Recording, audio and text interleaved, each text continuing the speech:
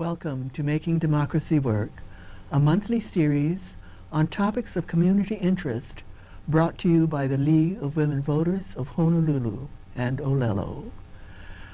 Since the mayor has been asking for an extension of the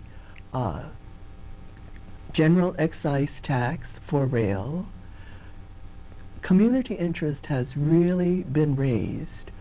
And so today we're going to talk about rail, the extension of the tax, and how it's not too late to substitute a much better transportation system for rail and save money and have more people getting off the road. I have with me today Cindy Frith, who has been very active in the fight against rail for many years. And also Randy Leong, an attorney, who when the community started getting interested in this extension of the tax, organized meetings so that we could decide how we would go about fighting against the tax against rail. Now, one of the main things is that right now we are $910 million, almost $1 billion, over the budgeted amount for the easy part of rail. Rail is now going through farmland, which does not have any underground utilities or buried pipelines or buildings, and it's going through clay soil, so that if we're 910 billion over the easy part, and then, okay, now here is a picture of the planned rail, and take a look at what the hard part is going to be, which is downtown. All right, where we started, and then look at downtown. Hold it up. Downtown Honolulu. See all the buildings there? They've budgeted only $1.3 billion for the second half of rail. Can you imagine how much the cost overruns are going to be on this difficult portion, which is over landfill, over buried utilities and pipes, and buildings all over the place? So, shall we talk about this? I think it's a great idea, Pearl, and thank you very much for having me here today. It's a pleasure, and with Randy. I did want to clarify one thing about my introduction. I'm not opposed. I'm opposed to this particular rail type of transportation, because the problem with it is it will not reduce traffic congestion. And it does promote a lot of development, but we were promised from the very beginning that this would reduce traffic congestion. It's a multi-billion-dollar solution for 1 to 2% decrease in congestion. And by 2030, you won't even notice it, because the congestion will actually be worse than it is right now. So I think it's very important to understand that we as a group are not against mass transit, but we want to do it right. We want to do it so that the people out in the leeward side of the island get true relief from traffic congestion. And this is not the right fix to have that happen. And so we're going to talk about that somewhat today also. But my main concern was really piqued, if you will, when I read Natalie Iwasa's commentary in the Honolulu Star Advertiser. This was on Monday, January 26th, very short time ago. If you don't know Natalie, let me give you just a momentary background. She has a CPA, and she has been active in community affairs for as long as I've lived here, going on 11 years now. She's an avid bike rider who often rides from her home in Hawaii Kai all the way down to the City Hall chambers to offer testimony on things she feels that the City Council is doing well, things she doesn't think they're doing well, and oftentimes offers ideas on how to make whatever the resolution or law might be. So I've taken a page from her book on several occasions when I feel my blood pressure going up, and how calm and resolved and professional she is in presenting herself and her information. This is what Natalie had to say in this article on the 26th of January. First off, the title is "Extending the Get for Rail Shouldn't Even Be an Option." So, if I may actually use some of the article here, we're about halfway through the temporary general excise tax surcharge that's funding the construction of Honolulu's heavy rail project. Despite an agreement that the extra tax would expire at the end of 2022, as was promised, we are now being told that the surcharge is needed to cover projected shortfalls, and it may even be extended to cover general operation of the rail. Now, the adding could be 0.5%, as we have now for the surcharge. It could be a whole percent. It could be increased for X number of time. Mayor Caldwell has called for in perpetuity, which means it would go on forever. So let's take a look at the resident makeup. And these are facts from the Hawaii Data Book, according to Natalie's article from 2013. For the years 2008 to 2012, about 37% of households on Oahu make an average of less than $50,000. Remember that number, $50,000, for more than a third of the population of households. In 2012, approximately 46% of occupied homes were rented. That's almost half the homes on Oahu. And about 47% of those renters paid more than 35% of their household income to rent. Now understand that when you're renting, there's kind of a rule of thumb that you should pay no more than about 25%. So you can see these lower income people are already behind the ball, so to speak. They're already paying more for rent than they should be paying. So let's talk about, it's also been estimated that the rail surcharge costs each of us about $200 a year.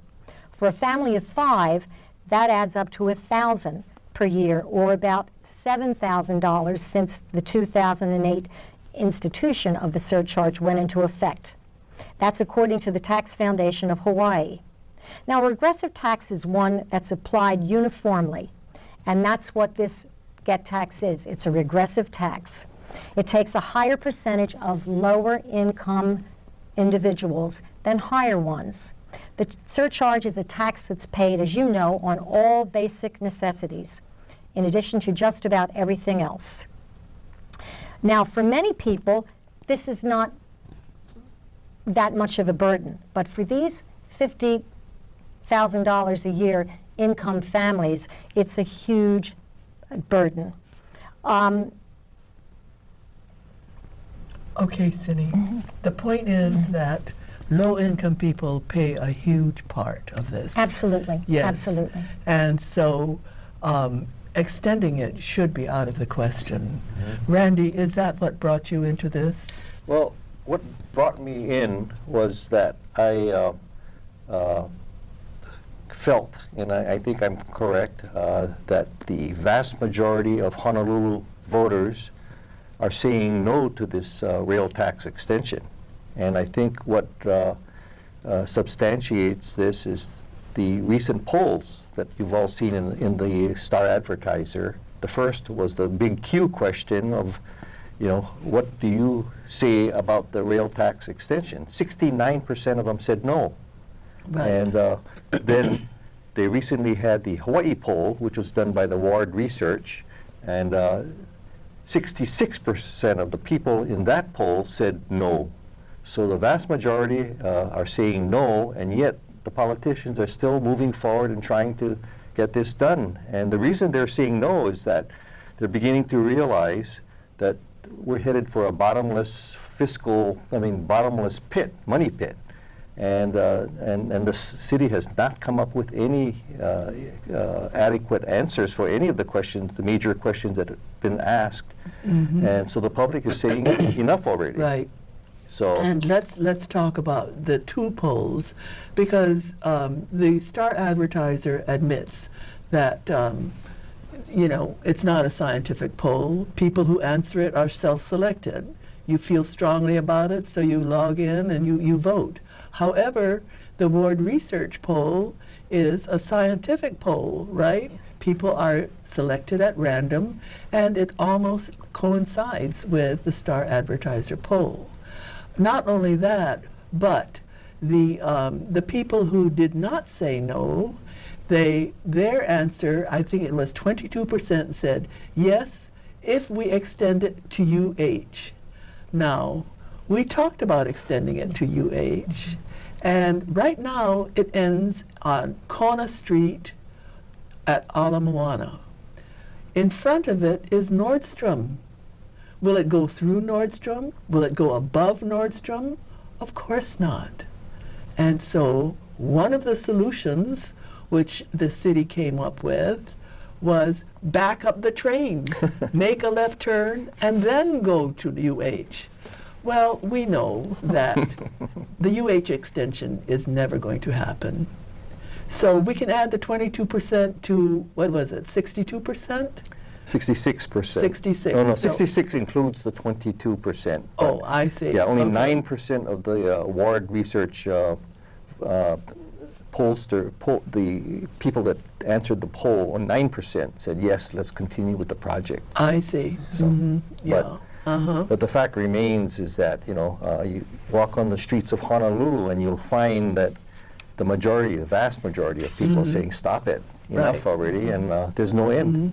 Okay, and so I think that what we need to really keep our eye on is that on the easy portion out in the country where there are no obstructions, there's no underground utilities, they are already $910 million over budget.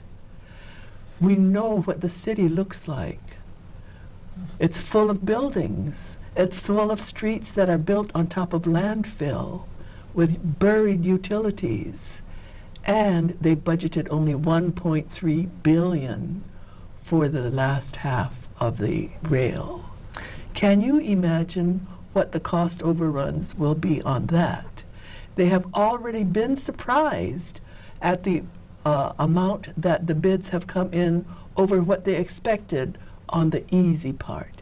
They have no idea how much the downtown portion is because they have never put anything out for bid. Can I comment on that as far as something that's yet to be done is the condemnation of private lands. I saw something in the paper this morning that out of the 239 properties that have been identified for condemnation, they've only condemned 77, I believe. And we all know what's happening. Next to that article was an article about how condominium prices have escalated. So we know real estate is going up. Mm-hmm. So the estimates that they probably used for their budget or their financial plan is probably very low. So Right. So another another addition to the cost, which has not been taken into consideration, an extension of the rail tax would really be pouring money down a hole. And I always like to say, when you're in a hole, stop digging. right. Now, the reason that the tax was supposed to end at 2022 was that the whole construction of rail was supposed to be finished and paid for at that time. Mm-hmm.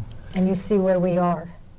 Yes. behind schedule and over budget, basically. Yes, yes. And yeah, so let me go back and emphasize to to people that we are not no people. We're not just saying no, we don't want rail, but I think we're looking at alternative solutions, better solutions that'll cost far less than what rail will cost, and we all pretty much agree that the priority should be to fix the bus system, fix handy van, and to expand the express bus system that can service the whole island, for one thing. You know, it can service every corner of Oahu versus just this narrow corridor.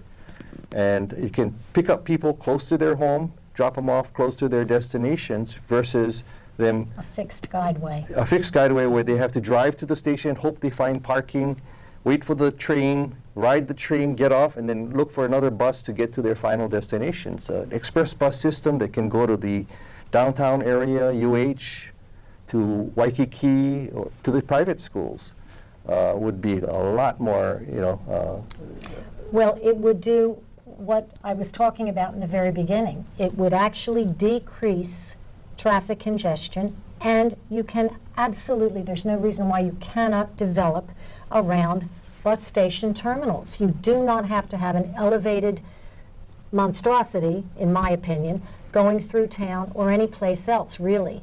But the other point here is that we're not against basic transit.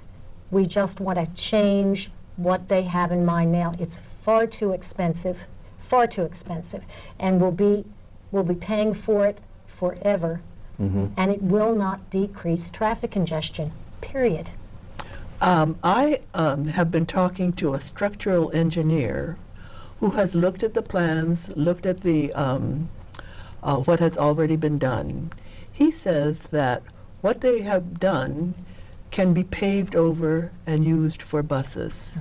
It's 34 to 36 feet wide.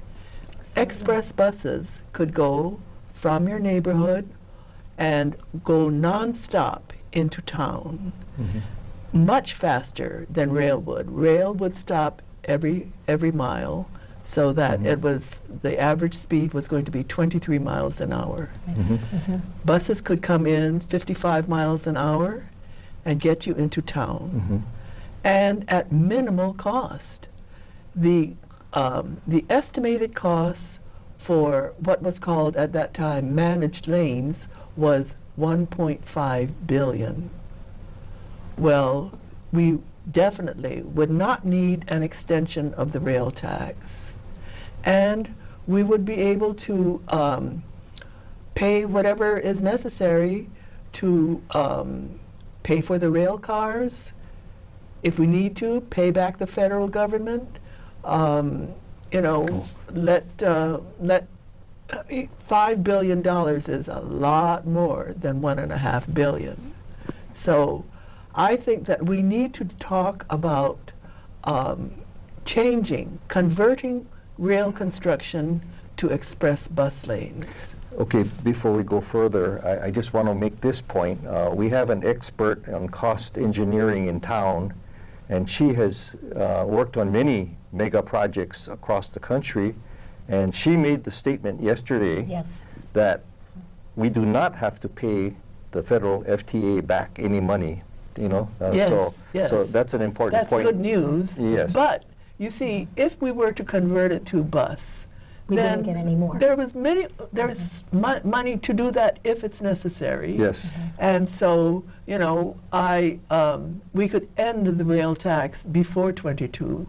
Yes, or perhaps continue using it, but if it can be amended to be used for the new system. But what you're referring to is the Federal Highway Authority, the FWHA, which does give subsidies for bus systems. And in fact, the subsidies is far greater than the subsidies that the FTA gives. FTA gives 30% of the cost of the project. The Federal Highway Authority will give you up to 80% of your cost. So the buses, contrary to what the city officials have been saying, is that we can't get any money from the feds. If we switch from heavy rail to buses, express buses, it's true we will not get any further money from the FTA, but the FWHA will give you the. In fact, they've been trying to encourage more cities to go to express bus systems versus rail because they're realizing that rail does not work. Rail is an 18th century technology, and there's so many better technologies out there today, including the Google cars. You know, that's in the future, but what I'm saying is that that's the 21st century technology. Why are we using 18th century technology versus... You know, Randy, that's an excellent point, because I've never been comfortable with any explanation, if there really was an explanation, of why we started down this road from the get-go, using heavy rail. This is not light rail. It's as heavy as you get, steel on steel. With a third rail. With a third rail, and it is exceedingly energy hungry, as to the point where HECO will have to build another power plant to just to supply the electricity needed for rail. This is really not a green situation at all. Okay, and on heavy rail, no city in the U.S. has built heavy rail in the last 20 to 25 years, and there's a good reason why. I think if you look at the heavy rail project, the last one that was built is in Puerto Rico, San Juan, Puerto Rico, and it's called Tren Urbano. So if you just go to Google and take a look at that system, they started off like, let me back up a little bit. Puerto Rico is on an island, just like Oahu. I mean, it's bigger, but it has 2 million people on it versus 1 million for Oahu. And the San Juan area, the urban area that it served, that the Tren Urbano is supposed to serve, has 1 million people. That's way more than the 400,000 that this Honolulu rail is going to serve. But what happened was when Parsons Brinckerhoff, by the way, was the overall planner. That's the same people that did Honolulu Rail. They projected a ridership of between about 110,000, I believe, between 100 and 110,000 people by 2010. That was the predicted ridership from 1 million population. We have 400,000 population, and our heart is telling us 116,000 people will be riding that. So, how believable is that? And the projections came from Parsons Brinckerhoff also. The same people that used 110,000, and Puerto Rico is now experiencing about 40,000 riders. I mean, this is after, 5 or 10 years of operation. Far less than half.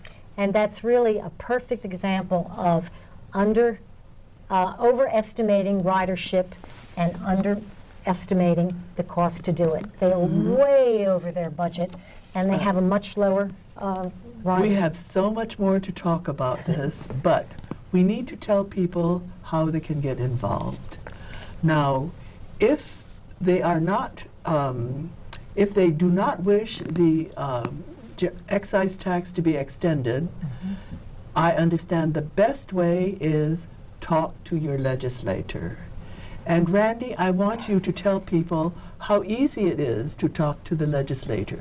You had a personal experience with this. Yes, I'm not a political person, but someone told me that we should talk to our personal representatives from our district. And so what I did was I just called my representative's office, and they said, oh, sure, we'll get back to you for an appointment, and they did. So I went in, and about 4 or 5 other people joined me in that meeting in my representative's office, and we sat down with them for nearly an hour, and he gave us some insights and points that we never thought of that I think is going to help us on this campaign. But more importantly, we impressed on him our concern, and then showed him that the people are very, very concerned about this rail tax. But it wasn't even necessary to get an appointment with your next legislator, right? No, that was one of our friends that walked in to another representative's office, who happened to be next door to the one that we were visiting. And he'd never even met the man before, didn't even know who he was, but he walked in, and the representative welcomed him with open arms. He was happy to talk to him about it, and so it's very easy. So just the best way to do it is to call first and find out, tell them that you want an appointment and explain why you want it, because sometimes you'll just get a recording, but if you state your reason that you are against this extension, at least he got the message that one of his constituents is against, or her constituents is against the rail tax, so that leaves an impression. And then it's not even necessary to go in person or to make an appointment. If you're not willing to do that, you can call your legislator's office and say, you don't even have to talk to the legislator in person or the legislator, him or herself. You have to just say, I am a constituent and I want my legislator to vote against the extension of the rail tax. Cindy, is there something where we have just less than 2 minutes left? Well, you can do the same thing with the city council members. Feel free to call them, email them, it's not difficult, and let them know your thoughts and opinions about the rail in general, but especially the extension and increase in the surcharge that they would like to plan. All right, and if you want more information, the website, honolulutraffic.com. Now, it's not being updated, but it has a treasure Trove. Okay. A lot. Of original documents, so that you can see the environmental impact statement, which justified rail. You can look at the reports, and there was this Department of Transportation report analyzing the financial plan for rail. So there it is, honolulutraffic.com. Now, the latest entry is from 2013, but if you look on the left, there is the column tells you what kind of documents you can look at, and there are so many things that we can find out there.